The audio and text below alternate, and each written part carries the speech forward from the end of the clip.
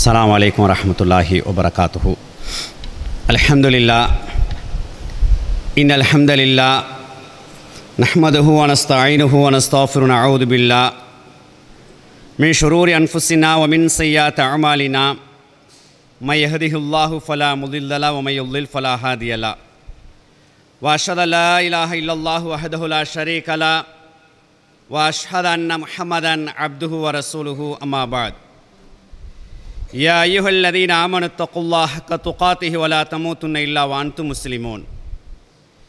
யா அய்யுஹன்னாஸ் இத்தகு ரப்பக்குமுல்லதீ ஹலகக்கும் மின் நஃப்ஸின் வாஹிதா வ ஹலக மின்ஹா ஸௌஜஹா பஸ்ஸ மின்ஹுமா ரிஜாலன் கஸீரன் வ நிஸாஅ ஃபத்தகுல்லாஹ அல்லதீ தஸாலூன பிஹி வல் அர்ஹாம் இன்னல்லாஹ கான அலைக்கும் ரகீபா. யா அய்யுஹல்லதீன ஆமனு தக்குல்லாஹ வ கூலு கௌலன் ஸதீதா யுஸ்லிஹ் லக்கும் அஅமாலக்கும் வ யக்ஃபிர் லக்கும் ذுனூபக்கும் வ மை யுதியுல்லாஹ வ ரசூலஹு ஃபக்கத் ஃபாஸ ஃபௌஸன் அலீமா. எல்லா புகழும் அல்லாஹ் ஒருவனுக்கே. கண்ணியத்துக்குரிய எல்லாம் வல்ல அல்லாஹ் நல்லடியார்களே, பெரியவர்களே, சகோதரர்களே, அன்புக்குரியவர்களே, அல்லாஹ் விரும்பக்கூடிய இல்லத்தில் நாம் வீற்றிருக்கின்றோம். அதிலும் மார்க்கம் சம்பந்தமாக சில முக்கியமான தகவல்களை படித்துக் கொள்வதற்காக வேண்டி இந்த இடத்தில் நாம் அமர்ந்திருக்கின்றோம். சஹாபாக்களும் நமது நிலைப்பாடும் என்ற ஒரு முக்கியமான தலைப்பு. உண்மையில் இந்த உலகத்தில் ஒரு சிறந்த சமுதாயமாக வாழ்ந்தார்கள். அவர்கள் இஸ்லாத்தை ஏற்றுக்கொள்வதற்கு முன்னால் வாழ்ந்த வாழ்க்கை, இஸ்லாத்தை ஏற்றதற்கு பிறகு அல்லாஹ்வுடைய தூதர் அவர்கள் எப்படி ஒவ்வொரு தோழர்களையும் செதுக்கி எடுத்தார்கள், எப்படி அழகான முறையில் பக்குவப்படுத்தி ஈமானுடைய உச்சக்கட்டத்தில் அந்த தோழர்களை மாற்றி அமைத்தார்கள், அல்லாஹ்வுடைய தூதருடைய பாசறையில் எப்படி அவர்கள் வார்த்தெடுக்கப்பட்டார்கள் என்பதையெல்லாம் நிறைய நீங்கள் அறிஞ்சிருக்கிறீங்க. அந்த அடிப்படையில் அல்லாஹ் தஆலா குர்ஆனை நினைவுபடுத்துகின்றான். இவர்கள் யார் என்று சொன்னால், இஸ்லாத்தை ஏற்றுக்கொள்வதற்கு முன்னால் ஒரு கரடு முரடான வாழ்க்கையை வாழ்ந்தவர்கள். வாழ்க்கை என்று சொன்னால் என்னவென்று தெரியாத ஒரு வாழ்க்கையை வாழ்ந்தவர்கள். எப்பொழுது இஸ்லாத்தை ஏற்றுக்கொள்கின்றார்களோ அத்தனை தவறுகளையும் அத்தனை பாவங்களையும் விட்டுவிட்டு புனிதர்களாக மாறக்கூடிய காட்சியை அல்லாஹ் 3வது அத்தியாயம் 103வது வசனத்தில் நினைவுபடுத்துகின்றான். அது எப்படி நினைவுபடுத்துகிறான்னு சொன்னால், வஅத்தஸிமூ பிஹப்லில்லாஹி ஜமீஅன் வலா தஃபர்ரகு, அல்லாஹ்வுடைய கயிற்றை நீங்கள் பலமாக பற்றி பிடித்துக் கொள்ளுங்கள், நீங்கள் பிரிந்து விடாதீர்கள். யாரை பார்த்து பேசுகிறான்டால், சஹாபாக்களை பார்த்து அல்லாஹ் பேசுகிறான். அல்லாஹ்வுடைய கயிற்றை நீங்கள் பலமாக பற்றி பிடித்துக் கொள்ளுங்கள், நீங்கள் பிரிந்து விடாதீர்கள் சொல்லிட்டு வதுக்குரு நிஅமத்தல்லாஹி அலைக்கும், அல்லாஹ் உங்கள் மீது செய்த நிஅமத்தை சற்று நினைத்து பாருங்கள். அல்லாஹ் உங்களுக்கு செய்த கருணையை, நிஅமத்தை சற்று நினைத்து பாருங்கள். இது குன்தும் அஅதாஅன், நீங்கள் ஒருவருக்கொருவர் வைரியாக இருந்தீர்கள், எதிரியாக இருந்தீர்கள். ஆகவே அல்லாஹ் அந்த நேரத்தில் செய்த நிஅமத்தை நினைத்து பாருங்கள். ஃபஅல்லஃப பைன குலூபிக்கும், உங்களுடைய உள்ளங்களை அல்லாஹ் என்ன செய்கிறான், ஒன்று சேர்த்தான். ஃபஅஸ்பாத்தும் பிநிஅமத்தி இஹ்வானா, அதன் ஊடாக உங்களை சகோதரராக அல்லாஹ் மாற்றினான். வகுன்தும் அலா ஷஃபா ஹுஃப்ரத்தி மினன்னார், நீங்கள் நரகத்தின் விளிம்பில் இருந்தீர்கள். 3வது அத்தியாயம் 103வது வசனம். அல்லாஹ் யாரை பார்த்து பேசுகிறான்டா, சஹாபாக்களை பார்த்து பேசுகிறான். அவர்களுடைய கடந்த வாழ்க்கை, முன்னால் இருந்த வாழ்க்கை கரடு முரடான பகைமையில் பழிவாங்கக்கூடிய தவறான ஒரு கொள்கையில் வாழ்ந்தார்கள். கண்மூடித்தனமான வாழ்க்கை, மௌட்டீகத்துடைய உச்சக்கட்டம், ஜாகிலி என்று சொல்லக்கூடிய மடமையுடைய உச்சக்கட்டத்தில் வாழ்ந்தார்கள். இஸ்லாத்தை ஏற்றுக்கொள்கின்றார்கள். அல்லாஹ் நினைவுபடுத்தினான், கொஞ்சம் விட்டா நீங்கள் நரகத்துக்கு போயிருப்பீங்க. அந்த அளவுக்கு நரகத்துடைய விளிம்பில் இருந்தீங்க, நரகத்துடைய கடைசி இடத்துல இருந்தீங்க, உங்களுடைய வாழ்க்கை இருந்துச்சு. ஆனால் அல்லாஹ் உங்கள் மீது செய்த நிஅமத், அருட்கொடை, உங்களுடைய உள்ளங்களை என்ன செய்தான், ஒன்றிணைத்தான், உங்களை சகோதரராக உருவாக்கினான், மாற்றினான் என்ற தகவலை அல்லாஹ் சொல்றான்னு சொன்னால், கண்ணியத்துக்குரியவர்களே, இந்த இடத்தை நாங்கள் நினச்சி பார்க்கணும். கரடு முரடான வாழ்ந்த அந்த மக்கள் ஒவ்வொரு குர்ஆன் வசனங்களை கேட்கும் பொழுது, ஒவ்வொரு குர்ஆன் வசனங்களை படிக்கும் பொழுது அதை அவர்கள் செவிமடுக்கும் பொழுது அதற்குள் அப்படியே கட்டுப்படுகின்றார்கள், அதற்குள் அப்படியே உள்வாங்குகின்றார்கள். அதனால் தன்னை அப்படியே மாற்றிக்கொள்ளக்கூடிய காட்சியை நாங்கள் பார்க்கின்றோம். ஆனால் நாங்கள் பரம்பரையாக வாழையடி வாழையாக மார்க்கத்திலே இருக்கின்றோம். எத்தனை குர்ஆன் வசனங்கள், எத்தனை உபதேசங்கள் கிடைத்தாலும் நாம் எப்படி இருக்கிறோம் என்று சொன்னால், ஏதோ போகிற போக்கில் ஏதோ செஞ்சுக்கிட்டு போகிறோம், அப்படிதான் இருக்குது. இன்றைய காலத்தை பொறுத்தவரை, இன்றைய காலம் மார்க்கத்தை விட்டு அதிகமான மக்கள் தூரமாகக்கூடிய காட்சியைத்தான் எல்லா இடத்துலையும் நாங்கள் பார்க்குறோம். ஒரு காலம் இருந்துச்சு, மார்க்கத்தை படிப்பதற்காக வேண்டி, மார்க்கத்தை விளங்குவதற்காக வேண்டி ஆர்வத்தோடு உற்சாகத்தோடு அதற்காக வேண்டி தயாராகக்கூடிய நிலை இருந்துச்சு.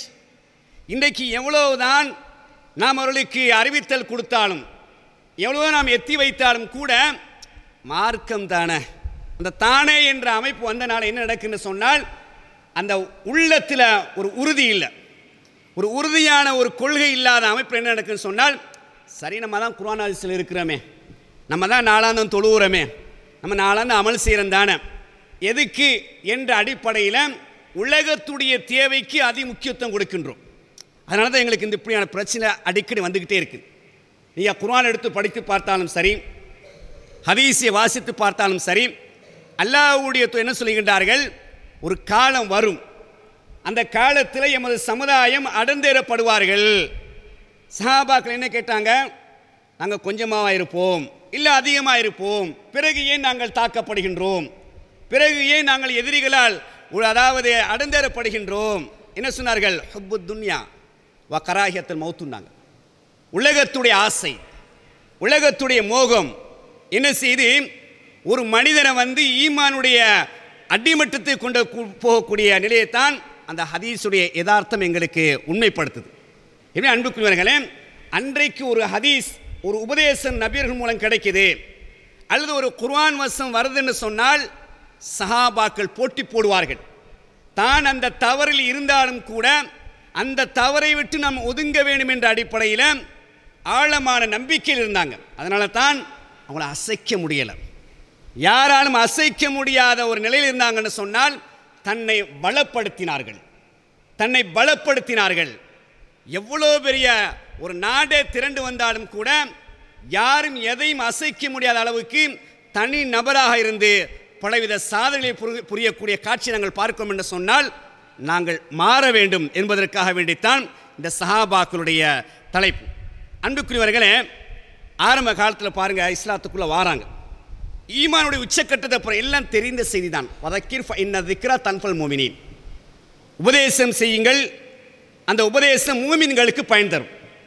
அப்போ நாங்கள் மூமின்கள் கேட்ட தகவல்களாக இருந்தாலும், கேட்ட செய்திகளாக இருந்தாலும் உள்ளத்தை பக்குவப்படுத்தணும், உள்ளத்தை பதப்படுத்தணும். அந்த அடிப்படையில் இஸ்லாத்துக்கு ஆரம்ப காலத்தில் வந்த சுமையா ரலியல்லாஹு தஆலா அன்ஹு அவர்கள், அவருடைய கணவர் யாசிர் ரலியல்லாஹு தஆலா அன்ஹு அவர்கள், பிலால் ரலியல்லாஹு தஆலா அன்ஹு, ஹப்பாப் பின் அரத் ரலியல்லாஹு தஆலா அன்ஹு எவ்வளவு கொடுமைப்படுத்தப்பட்டார்கள், எவ்வளவு கஷ்டத்துக்கும் நெருக்கடிக்கும் பலவிதமான சித்திரவதைகள். ஆனால் ஈமானில் உறுதியாக இருந்தாங்க, அசைக்க முடியாது.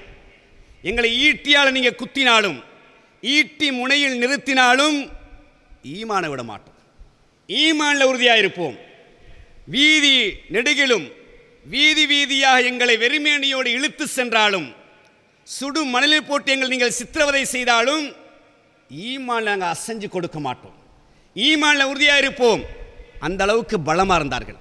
ஏன்னா மார்க்கம் அப்படித்தான், இந்த கொள்கை இருக்குது இல்லையா, இந்த ஈமான் இருக்குது இல்லையா, சரியான சுவை நாம் சுவைப்போம் என்று சொன்னால், சரியாக நாங்கள் விளங்குவோம் என்று சொன்னால், உலகமே திரண்டாலும் எங்களை ஒன்றும் செய்ய முடியாது என்பதற்கு வரலாறு நெடுகிலும் எங்களுக்கு சான்றுகளை நாங்கள் பார்க்கலாம்.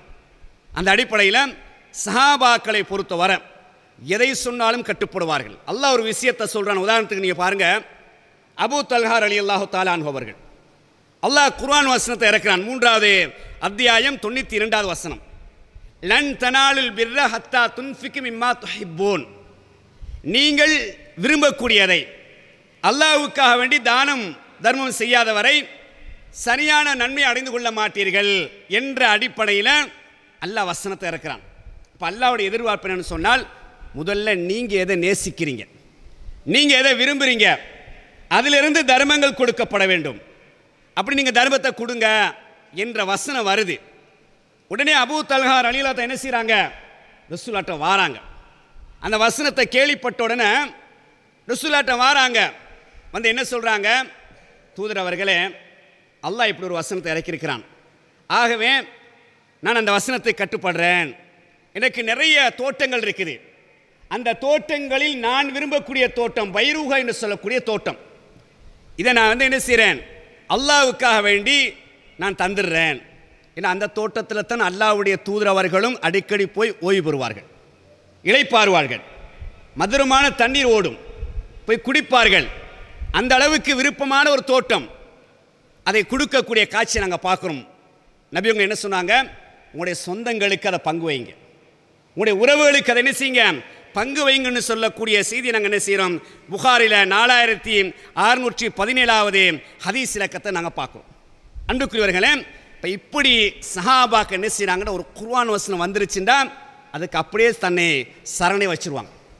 அபூ தல்ஹா அதே தோழருடைய வீட்டில் வந்து மது சாராயம் பங்கு வச்சுட்டு இருக்கிறாங்க. இன்னும் சாராயம் ஹராமாக்கப்படலை.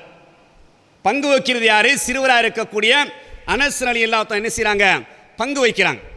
அப்படியே ஊற்றி கிண்ணத்தில் ஊற்றி அப்படியே மது அப்படியே பங்கு வச்சுட்டு வராங்க. வெளியே ஒரு சத்தம் கேட்குது. அபூ தல்ஹா ரலியல்லாஹு சொல்கிறாங்க, அனஸே வெளியே போய் பாருங்க, என்னமோ ஒரு சத்தம் கேட்குது. வெளியே போய் பார்த்தா என்ன நடக்குதுன்னு சொன்னால், ஒருத்தர் அறிவிச்சிட்டு வரார், ஹம்ரு ஹராமாக்கப்பட்டுருச்சு, சாராயம் ஹராமாக்கப்பட்டுருச்சு, அறிவிச்சுக்கிட்டே வாரார். கேட்குறாங்க, அப்பத்தான் மது கிண்ணத்தை ஏந்திருக்கின்றார்கள்.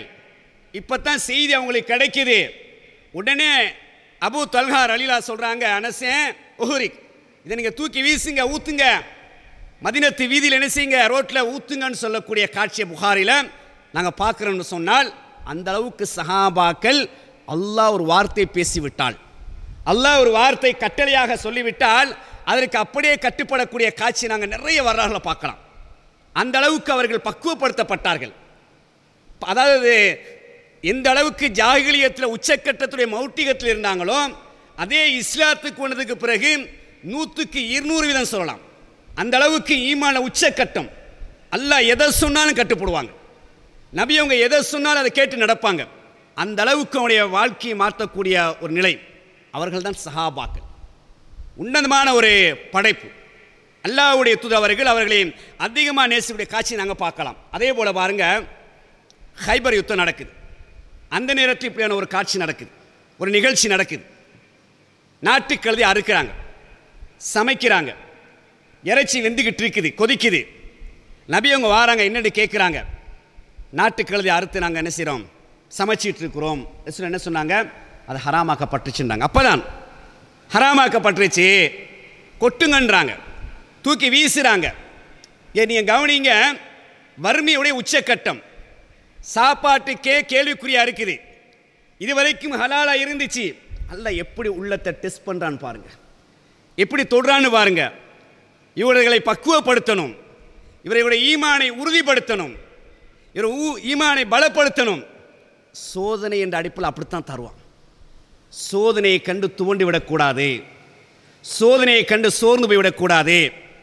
சஹாபாக்கள்கிட்ட நிறைய சான்றுகளை பார்க்கலாம். எவ்வளோ பெரிய சோதனைகள் வந்தாலும் அதை முகங்கொடுத்து சாதனை படைப்பார்கள். அதனால தான் அல்லாஹ்வுக்கு நெருக்கமான அடியார்கள், அல்லாஹ்வுக்கு விருப்பமான அடியார்கள் என்ற வரலாற்றுக்கு சொந்தக்காரன் சொன்னால் சாதித்தார்கள். எதுக்கும் பயப்பட மாட்டார்கள், அல்லாஹ்வுக்கு மட்டும் பயப்படுவார்கள், அல்லாஹ்வுடைய தூதருக்கு கட்டுப்படுவார்கள். அந்த அளவுக்கு அவர்களுக்கு பயிற்சி கொடுக்கப்பட்டிருந்துச்சு. நபி அவங்கள்ட்ட அவங்க கேட்கல, அல்லாஹ்வுடைய தூதர் அவர்களே, இப்போ தானே அல்லாஹ் ஹராமாக்கி இருக்கிறான், நம்ம சமைச்சிட்டோம், சட்டியில் கொதிக்குது, இதை எடுத்து சாப்பிட்டுட்டு அடுத்து நம்ம அறுக்காமல் இருப்போமே. கேட்கல.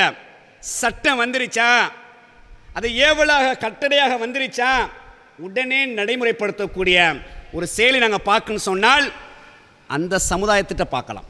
அதான் அவர்கள் சிறந்த சமுதாயம், உன்னதமான சமுதாயம் என்ற செய்தி நாங்கள் பார்க்கலாம். அதே போல் அல்லாஹ்வுடைய தூதர் அவர்கள் மரணித்து கிடக்கின்றார்கள். இந்த நேரத்தில் உமர் ரலியல்லாஹு என்ன செய்கிறாங்க, வாளை ஏந்திக்கிட்டு, யாராவது நபி அவர்கள் மரணம் மவுத் என்று சொன்னால் அவருடைய தலையை நான் கொய்து விடுவேன், எடுத்து விடுவேன். சஹாபாக்கள் நடுங்கிறாங்க. சில நேரம் உண்மையாக இருக்குமோன்ற அச்சத்தில் கூட அப்படி நிற்கிறாங்க. ஏன்னா உமர் வாளை எடுத்தார்னா முடிஞ்சு, அவர் அப்படியே சொன்ன மாதிரியே வாழைய தலையை சீவிடுவார். பயந்து நிற்கிறாங்க. கொஞ்ச நேரத்தில் அபூபக்கர் சித்திக் வழியில் வாராங்க. நபி அவங்களை அப்படியே நெத்தியில் முத்தமிடுறாங்க. நீங்கள் வாழும் பொழுதும் மனமாகத்தான் இருந்தீர்கள், இறந்ததற்கு பிறகும் மனமாகத்தான் இருக்கின்றீர்கள் என்று அவர்களாக சொல்லிட்டு அப்படியே வாராங்க. வந்து ஓரிரு குர்ஆன் வசனத்தை எடுத்து காட்டுறாங்க. பாருங்கள், சஹாபாக்கள் எந்த அளவுக்கு குர்ஆன் வசனங்களுக்கு சரணடைகின்றார்கள். சொல்கிறாங்க, ஒமா முஹம்மதுன் இல்லா ரசூல், முஹம்மது என்பவர் ஒரு தூதரை தவிர வேறு யாரும் கிடையாது. கது ஹலத் மின் கபுலிஹி ருசுல், இதற்கு முன்னால் எத்தனையோ ரசூல்மார்கள் சென்று விட்டார்கள், மரணித்து விட்டார்கள் என்ற 3வது அத்தியாயம் 144வது அந்த வசனத்தை ஓதி காட்டுறாங்க. வாளை ஓங்கியிருந்த உமர் அவர்கள் தன்னை அறியாமல் வாள் அப்படியே நழுவி கீழே விழுகுது. நபியவங்க மௌத்தா போயிட்டாங்களா? ஏன்னா அந்த அளவுக்கு உமர் அலியுடைய ஈமான் உச்சக்கட்டம். உமர் அவர்கள் ஒரு பாதையில் வந்தால் ஷைத்தான் இன்னொரு பாதையில் செல்வான். அந்த அளவுக்கு ஈமானுடைய பலம். ஷைத்தானே பயப்படுறான். ஈமான் ஒரு மனிதனுடைய உள்ளத்தில் ஆழமாக இருந்துச்சுன்னு சொன்னால், அது உறுதியாக இருந்துச்சுன்னு சொன்னால், எங்களை கண்டு ஷைத்தான் ஓடுவான். நம்ம ஓட தேவையில்லை. ஷைத்தான் எங்களை கண்டு விரண்டு ஓடுவான். உதாரணத்துக்கு இந்த அதான் சொல்லக்கூடிய நேரத்தில் ஷைத்தான் விரண்டு ஓடுறான் ஹதீஸை பார்க்குறோமா இல்லையா? அதுபோல் ஒரு மனிதனிடத்தில் வந்து ஈமான் உச்சக்கட்டமாக இருக்கும் என்று சொன்னால் அவனை விட்டு ஷைத்தான் செய்வான், விரண்டு ஓடுவான் என்பதற்கு ஒரு உமர் அலியத்தை அவரை முன்னுதாரணமாக இருக்கிறாங்க. அவனுடைய வாள் அப்படி கீழே விழுகுது. அந்த அளவுக்கு அந்த வசனத்தை ஓதி காட்டியவுடன் சரணடையக்கூடிய காட்சியை பார்க்கிறேன்றால் நாம் எத்தனை வசனங்களை கேட்கின்றோம் சற்று சிந்தித்து பார்க்கணும். எத்தனை வசனங்கள் அடிக்கடி ஹுத்துபாக்கள் மூலமாக, நிறைய விசேஷ பயான்கள் மூலமாக, நிறைய உபதேசங்கள் மூலமாக, மீடியாக்கள் மூலமாக நிறைய வந்துக்கிட்டே இருக்குது. எனக்குள் அடைந்த மாற்றம் என்ன? நான் எந்த அளவுக்கு ஈமானில் உச்சக்கட்டமாக நான் மாறியிருக்கின்றேன், இந்த குர்ஆன் வசனத்தில் இந்த அளவுக்கு நான் கட்டுப்பட்டிருக்கிறேன் என்பதையெல்லாம் சற்று சிந்தித்து பார்க்க வேண்டும் என்பதற்காக வேண்டித்தான் சஹாபாக்களுடைய வாழ்க்கையில் நிறைய நாங்கள் பார்க்கலாம். அதே போன்று பாருங்கள், சஹாபாக்களை பொறுத்தவரை சில விஷயங்களை அவங்க நினைச்சாங்கன்னு சொன்னால், பேசினாங்கன்னு சொன்னால் அதையே வஹியால் அறிவிச்சிருவான். அதற்கு உமர் அலிலா உடைய சில விஷயங்கள் நாங்கள் கவனிக்கலாம். உமர் அலிலா தன்னை பொறுத்தவரை கிட்டத்தட்ட 3 விஷயங்கள் அவர் என்ன சொல்கிறாரோ அதுக்கு ஏற்ற மாதிரி வஹி வருது. ஒரு கட்டத்தில் சொல்கிறாரு, அல்லாஹ்வுடைய தூதர் அவர்களே, மகாம இப்ராஹிம் இருக்குது இல்லையா, இப்ராஹிம் அலைஹிஸ்ஸலாத்து வஸ்ஸலாம் அவர் நின்ற இடம், அந்த இடத்துல நின்று தான் கஅபாவை புனர் நிர்மாணம் செஞ்சாங்க. உமர்ல சொல்கிறாங்க, அல்லாஹ்வுடைய தூதர் அவர்களே, அந்த இடத்த நீங்கள் தொழுமிடமாக எடுத்துக்கொள்ளுங்களேன். ஒரு ஆலோசனை சொல்கிறாங்க. இன்னும் அல்லாஹ்வுடைய கட்டளை வரவில்லை. உமர்ல சொல்கிறாங்க, நீங்கள் எடுத்துக்கொள்ளாமே அப்படின்னு ஒரு ஆலோசனை சொல்கிறாங்க. உடனே அல்லாஹ் தஆலா வசனத்தை இறக்குறான். உமர்ல சொல்லி அதற்கு பிறகு அல்லாஹ் என்ன செய்யறான்டா, நீங்கள் அந்த மக்காம இப்ராஹிமை வந்து தொழும் இடமாக நீங்கள் ஆக்கிக்கொள்ளுங்க. அந்த வசனம் இன்னும் நாங்கள் நடைமுறைப்படுத்துகிறோம். ஹஜ்ஜிக்கு உம்ராவுக்கு போனால் 2 ரக்காத் என்ன செய்யணும், தவாஃப் செஞ்சதுக்கு பிறகு தொழக்கூடிய செயலை பார்க்குறோமா இல்லையா? அந்த அளவுக்கு சஹாபாக்கள் தன்னை மாற்றிக்கொண்டார்கள். அல்லாஹ்வுக்கு விருப்பமான, அல்லாஹ்வுக்கு நெருக்கமான அடியானாக மாற்றிக்கொண்டார்கள். முடியாதென்று எதுவும் கிடையாது. உலகத்தில் எதையும் சாதிக்கலாம். மார்க்கத்தில் நாம் தெளிவாக இருப்போம் என்று சொன்னால், அல்லாஹ்வுக்கு கட்டுப்பட்டு அல்லாஹ்வுடைய தூதருக்கு வழிபட்டு இருப்போம் என்று சொன்னால் எதையும் சாதிக்க முடியும்.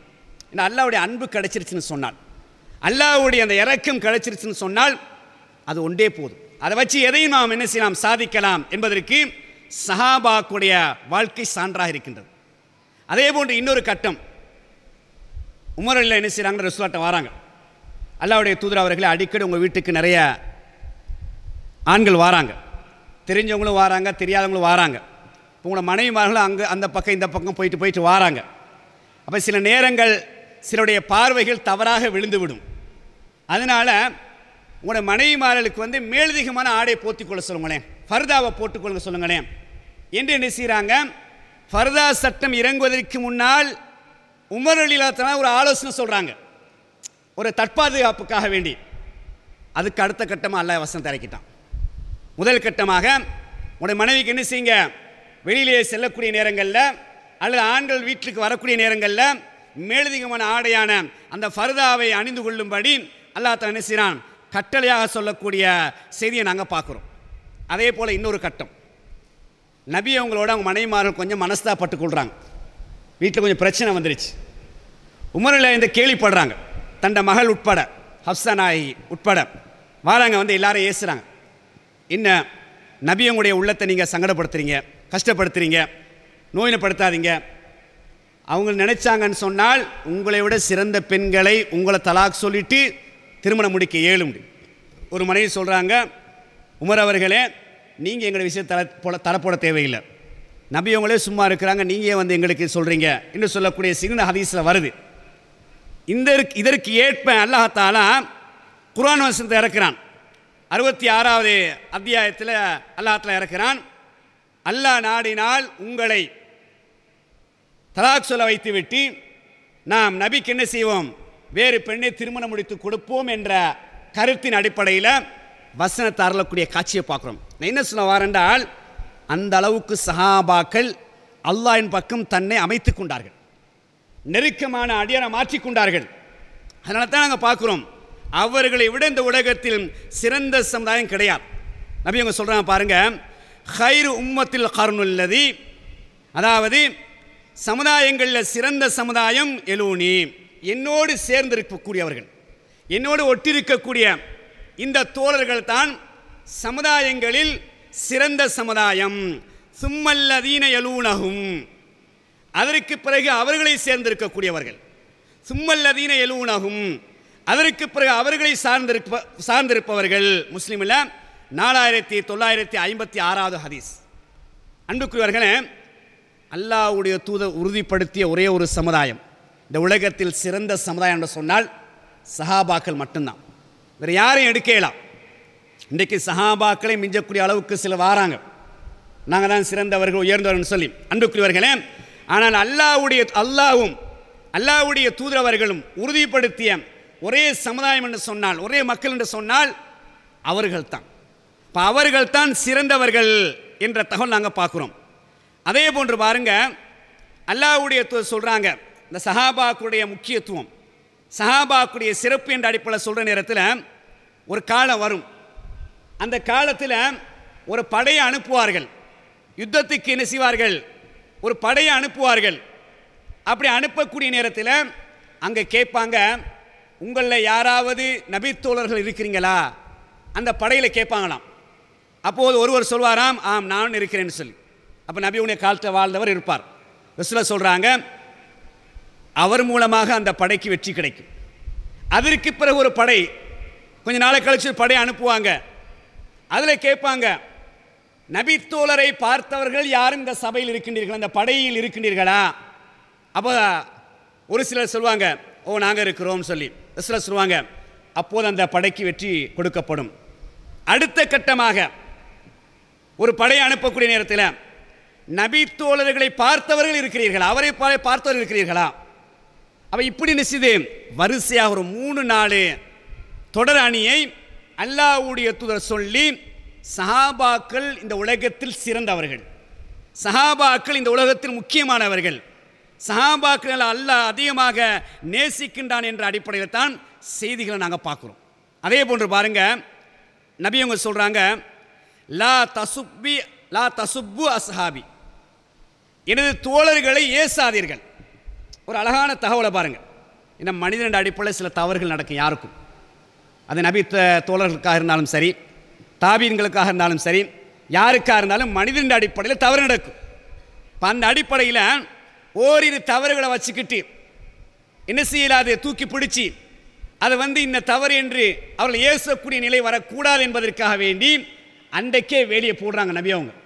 அன்றைக்கு ஒரு வேலியை அடைக்கிறாங்க. என்ன சொல்கிறாங்க, லா தசுப்பு அஸ்ஹாபி, எனது தோழர்கள் என்ன செய்யாதீங்க, ஏசாதீங்க. 2 தடவை சொல்கிறாங்க, லா தசுப்பு அஸ்ஹாபி, எனது தோழர்களை ஏசாதீங்க அப்படின்னு சொல்லிட்டு, வல்லதி நஃப்சி பியதிஹி, யாருடைய கையில் எனது ஆத்மா இருக்கின்றதோ அவன் மீது சத்தியமாக, லவ் அன்ன அஹதக்கும் அன்ஃபக மிஸ்ல அஹதின் ஸஹபன், உகது மலை அளவுக்கு நீங்கள் தங்கத்தை அல்லாஹ்வுடைய பாதையில் நீங்கள் செலவழித்தாலும், மா அதிரக்க முத்த அஹதிஹிம் வலா நசீஃபஹு, அவர்கள் இந்த 2 கையாலையும் கொடுத்தாங்களே அதுக்கு ஈக்குவல் ஆகாது, அதுக்கு சமனாகாது. அல்லது இந்த 2 கையில் ஒரு அரைவாசி கொடுத்தாங்களே அதுக்கும் ஈடாகாது என்ற செய்தியை நாங்கள் என்ன செய்கிறோம்? முஸ்லீமில் 4967 ஹதீஸ் இலக்கத்தில் பார்க்கலாம். முதலாவது என்ன சொல்கிறாங்க? தோழர்களை ஏசாதீங்க, எனது தோழர்களை ஏசாதீங்க, முதல் தடை. ரெண்டாவது சொல்கிறாங்க, பிண்டைக்கு சில ஆளுக்கு சொல்லுவாங்களே, அவங்களுக்கு என்ன இருந்துச்சு, சாப்பிட்றதுக்கு வசதி இல்லை, உடுத்துறதுக்கு ஒழுங்கான ஆடை இல்லை, இருக்கிறதுக்கு ஒழுங்கான வீடு இல்லை, ஒரே ரத்தத்தை சிந்திட்டு இருந்தாங்க, அப்படி இப்படி நடந்தாங்க. இன்றைக்கி நிறைய பேசிடுறாங்களா இல்லையா ஒரு சாரார், அதுக்கெல்லாம் ஒரு சாட்டடியாகத்தான் சில சொல்கிறாங்க. நீங்கள் அவங்கள குறை காணாதீங்க, நீங்கள் அவங்கள ஏசாதீங்க, அவங்க இந்த 2 கையால் அள்ளி கொடுத்தது இருக்குதே, நீங்கள் மலை போல நீங்கள் செஞ்சாலும் அதுக்கு ஈடாகாது. இன்றைக்கு சில பேச்சுக்களை கேட்கும்போது ரொம்ப கவலையாக இருக்குது. அவர்கள் ரத்தம் சிந்தி மக்களை வளர்த்தார்கள், இரத்தத்தை சிந்தி மார்க்கத்தை வளர்த்தார்கள். நாங்கள் ரத்தம் சிந்தாமல் லட்சக்கணக்கான மக்களை சேர்த்திருக்கிறோம். எப்படி? நாங்கள் இரத்தத்தை சிந்தாமல் லட்சக்கணக்கான மக்களை சேர்த்திருக்கிறோம், பலவிதமான சேவைகளை செய்து கொண்டிருக்கின்றோம் என்று என்ன செய்கிறாங்க? ஏதோ சில சேவைகளை செஞ்சுட்டு சொல்லி காட்டக்கூடிய காட்சியை பார்க்குறோம். ரசூல் என்ன சொல்கிறாங்க? நீங்கள் மலை அளவு தங்கம், உஹது மலை அளவு கிட்டத்தட்ட 7 கிலோமீட்டர் இருக்குது, அந்த அளவுக்கு தங்கத்தை நீங்கள் அள்ளி கொடுத்தாலும் அவங்களுக்கு ஈடாகாது, அவங்களுக்கு சமமாக முடியாது என்ற செய்தியை தெளிவாக சொல்லிட்டாங்க. ஆகவே அவரை விட நான் உயர்ந்தவர், அவரை விட அறிவில் நான் கூடியமான கருத்து, அதாவது தெளிவு எனக்கு இருக்குது, எனக்கு விளக்கம் இருக்குது என்று ஒருவர் சொல்வார் என்று சொன்னால் அவர் மார்க்கத்துக்கு முரணாக பேசுகின்றார், மார்க்கத்துக்கு எதிராக பேசுகின்றார் என்ற தகவலைத்தான் நாங்கள் பார்க்கலாம். அதே போன்று பாருங்க, ரசூலுல்லாஹ் சொல்கிறாங்க, அந்நுஜூமு அமனத்துல் லிஸ்ஸமாயி, இந்த நட்சத்திரங்கள் வானத்துக்கு பாதுகாப்பு. அதே போல் ஃபைதா தஹபத்தின் நுஜூம், நட்சத்திரங்கள் சென்று விட்டது என்று சொன்னால் அத்தஸ்ஸமா மாத்து அது, வானத்துக்கு வாக்களிக்கப்பட்டது வந்துவிடும். அன அமனத்துன் லி அஸ்ஹாபி, நான் இந்த தோழர்களுக்கு பாதுகாப்பு. ஃபைதா தஹப்து, நான் சென்று விட்டால் அத்தா அஸ்ஹாபி மா யுஅதுன், தோழர்களுக்கு வாக்களிக்கப்பட்டது வந்துவிடும். அஸ்ஹாபி அமனத்துன் லி உம்மத்தி, தோழர்கள் சஹாபாக்கள் இந்த உம்மத்துக்கு பாதுகாப்பு. ஃபைதா தஹப அஸ்ஹாபி, சஹாபாக்கள் சென்று விட்டால் அத்தா உம்மத்தி மா யுஅதுன், இந்த உம்மத்துக்கு வாக்களிக்கப்பட்டது வந்துவிடும் என்ற செய்தி முஸ்லிமில் 4953 வசனத்தில் இருக்குது. இப்போ ரசூல் என்ன சொல்கிறாங்கன்னா, இந்த நட்சத்திரங்கள் இருக்குது தானே, இது வானத்துக்கு அடிவானத்துக்கு ஒரு அலங்காரமாக இருக்குது, பாதுகாப்பாகவும் இருக்குது. நட்சத்திரம் விழுந்துருச்சுன்னா வானம் அப்படியே போல போன எல்லாம் விழுந்துடும். அப்போ அந்த உலகம் அழியும் பொழுது நட்சத்திரங்களும் விழும், வானமும் அப்படி என்ன செய்யும், தூள் தூளாக விழும் என்ற செய்தி. அடுத்தது சொல்கிறாங்க, நான் என் தோழர்களுக்கு பாதுகாப்பு. இப்போ நபி அவங்க இருக்கும்போது என்ன மார்க்க பிரச்சனையாக இருந்தாலும் சரி, என்ன பிரச்சனையாக இருந்தாலும் உடனுக்குடன் தீர்வு, பாதுகாப்பு. நான் சென்று விட்டால் சஹாபாக்களுக்கு வாக்களிச்சது வந்துடும். அப்படின்றால் சில யுத்தங்கள், பிரச்சனைகள், அவங்களுக்குள்ள சில சலசலப்புகள் வரும் என்ற தகவலை ரசூலுல்லாஹ் சொல்கிறாங்க. அதே போல் சஹாபாக்கள் இந்த உம்மத்துக்கு பாதுகாப்பு, பின்னால் வரக்கூடிய மக்களுக்கு பாதுகாப்பு. அவர்கள் மரணித்து விட்டால், அவர்கள் சென்று விட்டால் அந்த மக்களுக்கு வாக்களிக்கப்பட்டது வந்துடும். நிறைய குழப்பங்கள், பிரச்சனைகள். ஏன்னா சஹாபாக்கள் இருக்கிற வரைக்கும் மார்க்கத்துடைய பாதுகாப்பு அப்படி இருக்கும். எதிரையும் மார்க்கத்தில் ஊடுருவல் வராது, நபி அவங்க சொல்லாத எதுவும் வராது. சஹாபாக்கள் மரணித்ததுக்கு பிறகு என்ன செய்து அவங்க நினைச்சதெல்லாம் மார்க்கமாக உருவாக்குறாங்க. அப்போ அது வந்துருச்சு என்ற தகவலை தான் அல்லாஹ்வுடைய தூதர் சொல்கிறாங்க. அப்போ சஹாபாக்களை பொறுத்தவரை எங்களுக்கு ஒரு பாதுகாப்பாகத்தான் அல்லாஹ்வுடைய தூதர் சொல்கிறாங்க. இன்னும் சொல்கிறாங்க பாருங்க, அன்சாரிகளை பொறுத்தவரை கர்ஷி, அவர்கள் இந்த எனது இறைப்பையை போல, எங்களை ஒத்துக்கொள்ள இறைப்பை, அந்த இறைப்பையை போல, வைபதி கருவூலத்தை போல என்று சொல்லிட்டு, மக்கள் கூடுவாங்க, குறைவாங்க. அதே நேரத்தில் ஃபக்பிலு மின் முஹ்சினிஹிம், அந்த தோழர்களில் இருந்து, அன்சாரிகளில் இருந்து என்னென்ன நலவுகள் இருக்குதோ அதை நீங்கள் எடுத்துக்கொள்ளுங்க. வஃபு அன் முஸீஇஹிம், அவர்களிடத்திலிருந்து சில தவறுகள் நடந்துச்சுன்னு சொன்னால் அதை நீங்கள் மன்னிச்சிருங்க என்று சொல்லக்கூடிய செய்தி முஸ்லீமில் 4922 ஹதீஸ் இலக்கத்தில் இருக்குது. அப்போ சில தவறுகள் நடக்கும். அப்புறம் சில என்ன சொல்கிறாங்க, அதை தூக்கி நீங்கள் பேசாதீங்க, அவங்களோட தவறை நீங்கள் தூக்கி பேசாதீங்க, அதை நீங்கள் மன்னிச்சிருங்க. உங்களுக்கு விளங்குது தானே தவறுண்டு. இப்போ தவறுண்டால் அதை மன்னிச்சு என்ன செஞ்சிருங்க, விட்டு விடுங்கன்னு சொல்லக்கூடிய செய்தியை இந்த ஹதீஸில் பார்க்குறோம். அதே போல் பாருங்க, அல்லாஹ்வுடைய தூதர் இன்னொரு ஹதீஸ் வருது. அன்ன ரசூலுல்லாஹி ஸல்லல்லாஹு அலைஹி வஸல்லம் இஸ்தக்ஃபர லில் அன்சாரி, அன்சாரிகளுக்கு, அந்த மதீனத்து தோழர்களுக்கு அல்லாஹ்வுடைய தூதர் அவர்கள் பாவ மன்னிப்பு கோரினார்கள். வஹசிபுஹு, அவருடைய பிள்ளைகளுக்கும் பரம்பரைக்கு என்ன செய்கிறாங்க, பாவ மன்னிப்பு கோரினார்கள். வலி தாரியில் அன்சாரி, அதே போல வலி மவாலியல் அன்சாரி, அதாவது அன்சாரி தோழர்கள் மூலமாக விடுதலை செய்யப்பட்ட அடிமைகள் தோழர்களாக மாறுவாங்க இல்லையா, அவர்களுக்காக வேண்டி என்ன செஞ்சாங்க, பாவ மன்னிப்பு தேடினார்கள் என்ற செய்தி முஸ்லீமில் 4919 ஹதீஸ் இலக்கத்தில் பார்க்கலாம். அதே போல் இன்னொரு செய்தியை பாருங்க, வஃபிரில் அன்சாரி, அன்சாரிகளை மன்னித்து விடுங்கள். வல் முஹாஜிரா, இன்னும் முஹாஜிரின்களை மன்னித்து விடுங்கள் என்ற செய்தி புகாரியில் 4028 ஹதீஸ் இலக்கத்தில் பார்க்கலாம். இதெல்லாம் என்ன சொல்லுதுன்றால், சில நேரம் மனிதன் அடிப்படையில் தவறு நடக்கும், ஆனால் அதை நீங்கள் தூக்கி பேசாதீங்க. அதை நீங்கள் என்ன செய்யக்கூடாது, அவங்க இப்படி தவறு செஞ்சிட்டாங்க என்று அவங்களோட தவறை தூக்கி காட்டி அவங்கள என்ன செய்யக்கூடாது, மட்டம் தட்டக்கூடாது என்ற அடிப்படையில் தான் அல்லாஹ்வுடைய என்ன செய்கிறாங்க, அவங்கள மன்னிச்சிருங்க.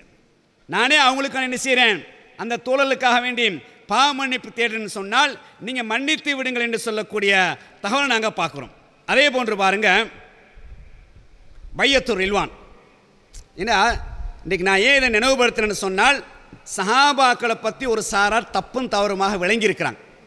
அதை அப்படியே வச்சு என்ன செய்கிறாங்க என்றால், தன்னை வளர்த்து கொள்வதற்காக வேண்டி அவர்களை ஒரு பயங்கரமாக பெரிய பாவங்கள் தவறுகள் செய்த ஒரு காட்சியை காட்டக்கூடிய நிகழ்வை நாங்கள் பார்க்கலாம். இப்போ இந்த இடத்த நீங்கள் பாருங்கள், நபிங்க சொல்கிறாங்க, லா எதுகுலுன் நார இன்ஷா அல்லா மின் அஸ்ஹாபி ஷஜரத்தி அஹதுன், யாரெல்லாம் அந்த மரத்துக்கு கீழாக பையத் செய்தார்களோ, அந்த பையத்துர் ரில்வான் ஹுதைபியா ஹிஜ்ரி 6ஆம் ஆண்டு, அவங்க யாரும் அல்லாஹ் நாடினால் நரகத்துக்கு போக மாட்டார்கள். முஸ்லீமில் 4909 ஹதீஸ் இலக்கம். அப்போ அந்த கிட்டத்தட்ட 1400 1500 ரெண்டு மாதிரி ஹதீஸ் வருது. யாருமே என்ன செய்ய மாட்டாங்க, நரகத்துக்கு போக மாட்டாங்க என்ற செய்தி. அதே போன்று அல்லாஹ் தஆலா குர்ஆனில் சொல்கிறான், அதாவது யாரெல்லாம் அந்த மரத்துக்கு கீழாக பையத் செய்தார்களோ அவர்களை நான் பொருந்து கொண்டேன். லக்கத் ரலியல்லாஹு அனில் முஃமினீன இது யுபாயூனக தஹ்த ஷஜரா, யார் அந்த மரத்துக்கு கீழாக பையத் செய்தார்களோ அவர்களை நான் பொருந்து கொண்டேன். 48வது அத்தியாயம் 18வது வசனம். பத்ர் யுத்தத்தை பற்றி குர்ஆனும் ஹதீஸும் பேசும் பொழுது, பத்ர் யுத்தத்தில் கலந்து கொண்ட எல்லாரையும் அல்லாஹ் தஆலா பொருந்து கொண்டான், எல்லாரையும் மன்னிச்சிட்டான். அவங்க எதையும் செய்யலாம் என்ற அளவுக்கு சில ஹதீஸை நாங்கள் பார்க்கலாம். உதாரணத்துக்கு, அல்லாஹ்வுடைய தூதர் அவர்கள் ஹிஜ்ரி 8ஆம் ஆண்டு ஃபத்தஹ் மக்காவுக்கு போகிறாங்க. அதுக்கு படையை தயார் பண்ணுறாங்க, கிட்டத்தட்ட 10,000 சஹாபாக்களோட.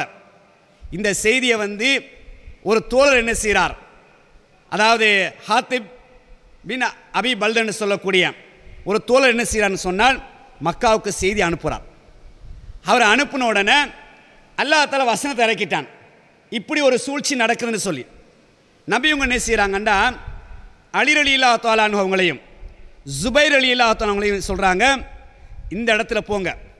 அந்த இடத்துல அதை ராக்கு ஹா என்று சொல்லக்கூடிய ஒரு இடம், அந்த இடத்துல ஒரு பெண்மணி போயிட்டு இருப்பா, அவள்கிட்ட ஒரு ரகசியமான ஒரு கடிதம் இருக்குது, அதை நீங்கள் எடுத்துகிட்டு வாங்கன்னு இவங்க போகிறாங்க. நபியவங்க சொன்ன அதே இடத்துல போய் சந்திச்சிடுறாங்க. வேகமாக போய் ஒரு கடிதம் கேட்குறாங்க. எனக்கு அப்படி ஒரு கடிதம் இல்லைன்னு சொல்லி, நீயா தந்தா ஓகே, இல்லாட்டி நாங்கள் என்ன செய்வோம், எப்படி சரி எடுப்போம் என்று மிரட்டுறாங்க. அப்போ அவள்ட அந்த நீண்ட கூந்தல் அதிலிருந்து என்ன செய்கிறான், அந்த மறைச்சி வச்சிருந்த கடிதத்தை எடுத்துகிட்டு நபியவங்கிட்ட கொடுக்குறாங்க. பார்த்தால் நபியங்களோடு இருக்கக்கூடிய ஹாத்திப் பின் அபி பல்தன் சொல்லக்கூடிய அந்த தோழர் தான் அந்த கடிதத்தை அனுப்பி வைக்கிறார்.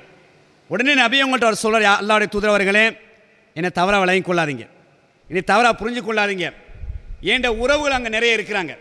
நீங்கள் நான் மக்காவுக்கு போகிற நேரத்தில் எல்லோரும் என்ன செய்வாங்க, சில நேரங்களில் எங்களுடைய படைக்கு ஆளாக்கப்பட்டுருவாங்க, ஆகவே அவங்க கொஞ்சம் பாதுகாப்பாக இருக்கணும் என்பதற்காக வேண்டித்தான் குறைஷிகளுக்கு நான் செய்தி அனுப்புனேன்.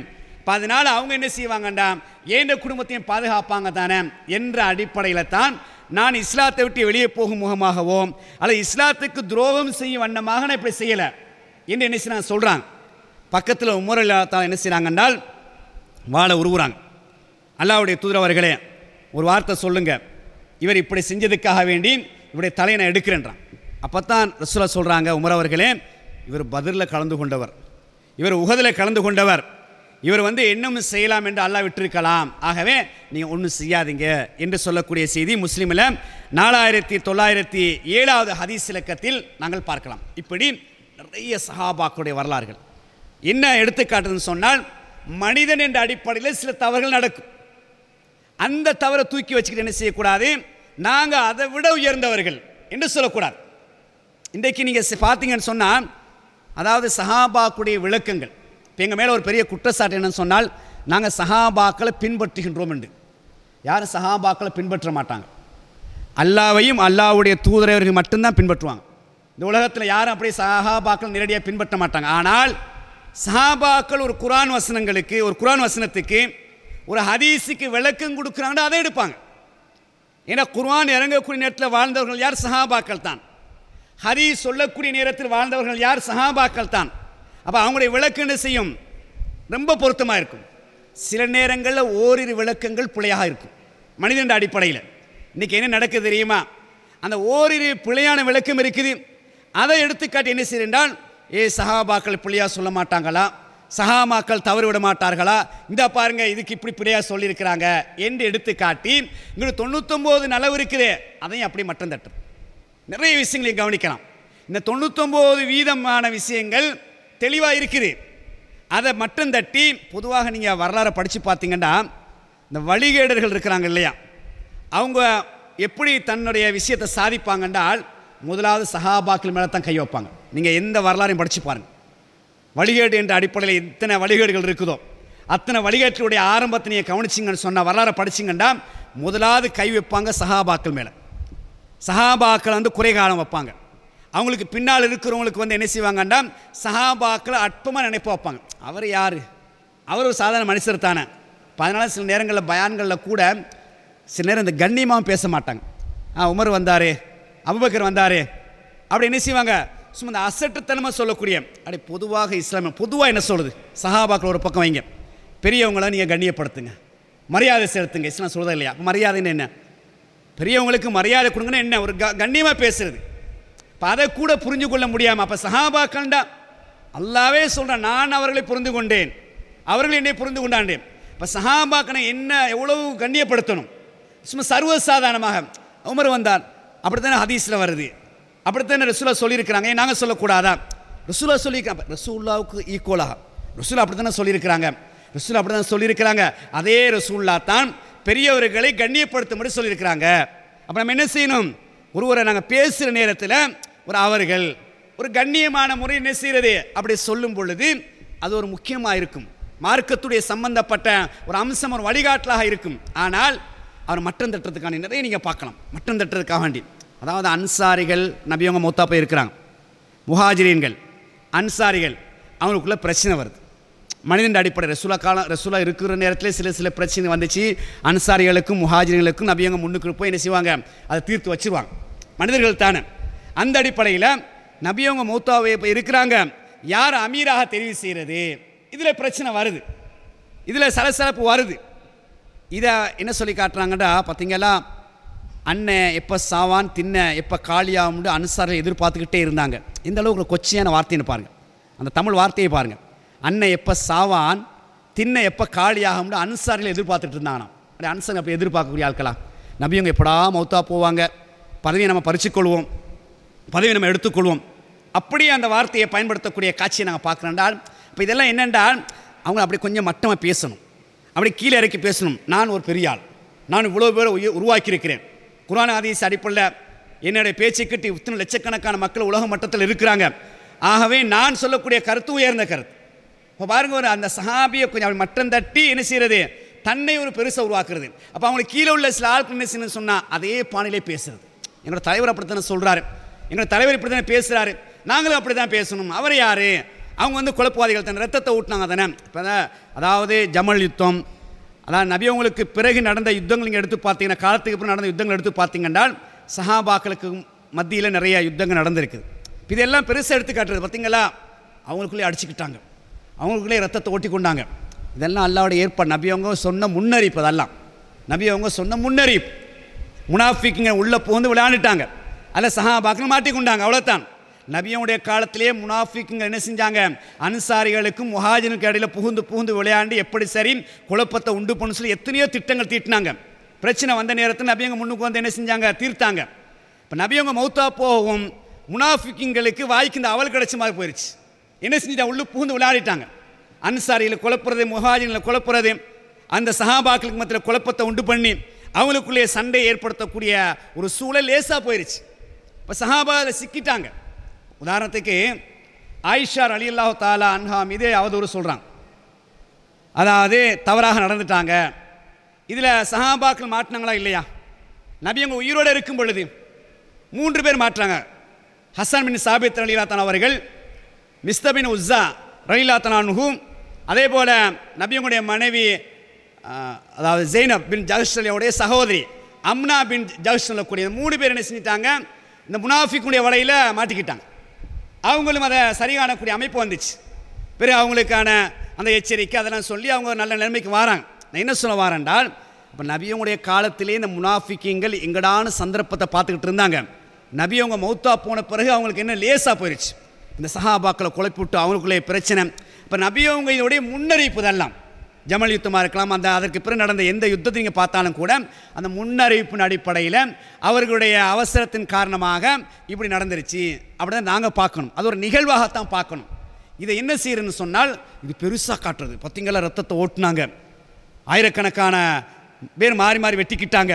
அப்போ அவங்களாம் பாருங்கள், சஹாபாக்களாக இருந்து அவங்களே அடிச்சுக்கிட்டாங்க, அவங்களே வெட்டி கொண்டாங்க என்று அவங்கள அப்படியே மட்டம் தட்டுறது. அதை நான் ஆரம்பத்தில் சொன்னேன், வழிகேடர்களை பொறுத்தவரை சஹாபாக்கு மேலே தான் கையை வைப்பாங்க, அவங்கள வந்து அற்பமாக அப்படியே காட்டுவாங்க, அவங்கள அப்படியே சித்தரித்து காட்டுவாங்க. அதை நம்பி என்ன செஞ்சிருவாங்க, அவங்கள பின்னுக்குள்ளவங்களும் போய் நம்பி சஹாபாக்களை இழிவாக பேச ஆரம்பிச்சிருவாங்க. இன்னும் அன்புக்குரியவர்களே, அப்போ இந்த அடிப்படை நீங்கள் சுருக்கம் வேலையும் கொள்ளுங்க. அல்லாஹ்வுடைய காலத்தில் வாழ்ந்த அந்த தோழர்கள், அவர்களை அடிப்பதற்கு இந்த உலகத்தில் யாரும் கிடையாது. அவர்கள் வந்து உன்னதமானவர்கள். அவங்களுக்கு ஒவ்வொருத்தருக்கும் சில செய்திகள் குறைச்சி தான் கிடச்சிருக்கும், அதையும் சொல்லி காட்டுவாங்க. அவருக்கு 10 ஹதீஸ் தெரியும், இவருக்கு 20 ஹதீஸ் தெரியும். நாங்கள் ஒரு பட்டனை தட்டணும்னு சொன்னால் லட்சக்கணக்கான ஹதீஸ் வரும்னு சொல்லுவாங்க. அதை ரசூல் ஒரே வரையில் சொல்லிட்டாங்களா இல்லையா? அவங்களுக்கு நீங்கள் ஈடாக மாட்டீங்க.